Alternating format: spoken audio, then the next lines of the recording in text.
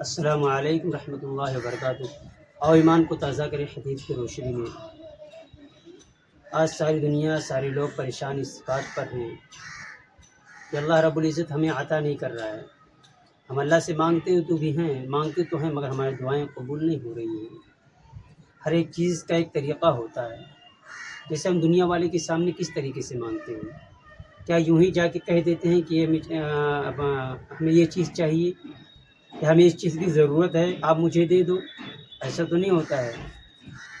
اس چیز کو پانے کے لیے اس کی تعریف بیان کرنا پڑتا ہے، جیسا اس کا حق ہے اس طریقے سے ہم اس کی اگر تعریف کرتے ہیں تو وہ چیز ہمیں مل جاتی ہے۔ اسی طریقے سے اللہ کے مانگنے کا طریقہ بھی ہے کہ کس طریقے سے ہم اللہ سے مانگیں۔ کبھی راہ چلتے ہوئے بھیک مانگنے والے کو غور سے دیکھا ہے؟ اور اگر نہیں دیکھا ہے تو دیکھیں، وہ ہر آتے جاتے انسان سے ہاتھ پھیلائے ہوئے خیرات مانگتا ہے۔ وہ ہر آتے جاتے انسان سے ہاتھ پھیلائے ہوئے خیرات مانگتا ہے، کتنی منتیں کرتا ہے، کتنے واسطے دیتا ہے، کتنی کمزوریاں بتاتا ہے، روتا ہے، گڑ گڑاتا ہے اور یہ کہتا ہے کہ مجھے کچھ دے دو، مجھے کچھ دے دو۔ تو سامنے والا کیا کرتا ہے؟ کچھ نہ کچھ اس کے کشکول میں ڈال ہی دیتا ہے، کچھ نہ کچھ اس کے کشکول میں ڈال ہی دیتا ہے۔ یہ ہے طریقہ، یہی تو ادا ہے مانگنے کی، یہی تو ادا ہے مانگنے کی، کہ سامنے والا کا دل، جب سامنے والا مانگے تو سامنے والا کا دل پسیج جائے۔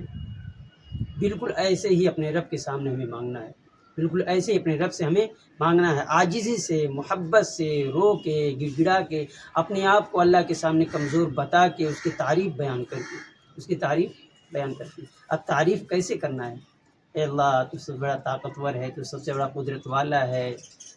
یہ اللہ کی تعریف، اپنے آپ کو اپنے اللہ کے سامنے گرا دینا، جھکا دینا، ذلیل کر دینا اللہ کے سامنے۔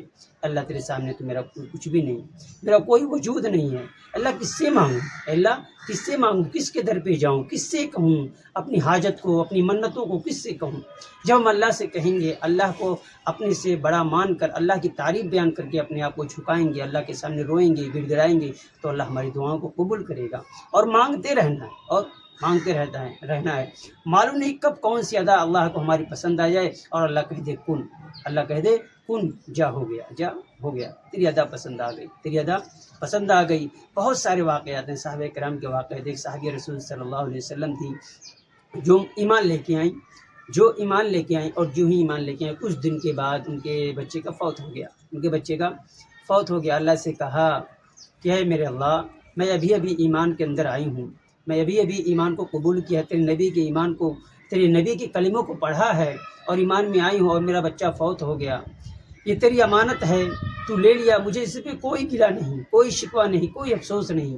مگر جو لوگ ہیں، جو ہمارے محلے کے ہیں، جو ہماری برادری کے لوگ ہیں، وہ لوگ یہی کہیں گے کہ اپنے آباء و اجداد کا دین چھوڑا، اس نے اپنے قدیمی پرانے دین کو چھوڑا، دیکھو اس کا بچہ فوت ہو گیا، اللہ تو اسے لوٹا دے، اللہ تو اسے لوٹا دے۔ میں ان کے تانے سے ڈرتی ہوں۔ اللہ رب العزت نے پھر سے ان کی اولاد کو واپس کر دیا، اللہ تعالیٰ نے پھر سے ان کی اولاد کو واپس کر دیا، موت کو زندگی میں تبدیل کر دی۔ یہ ہے اللہ تعالیٰ سے مانگنا، ایسی عاجزی کرنا، ایسی انکساری کرنا، اللہ کے سامنے اس طریقے سے رونا، گڑ گڑانا کہ اللہ کو ہماری ادا پسند آ جائے۔ یہ واقعی میں بندہ مجبور ہے، بندہ حاجت روا ہے۔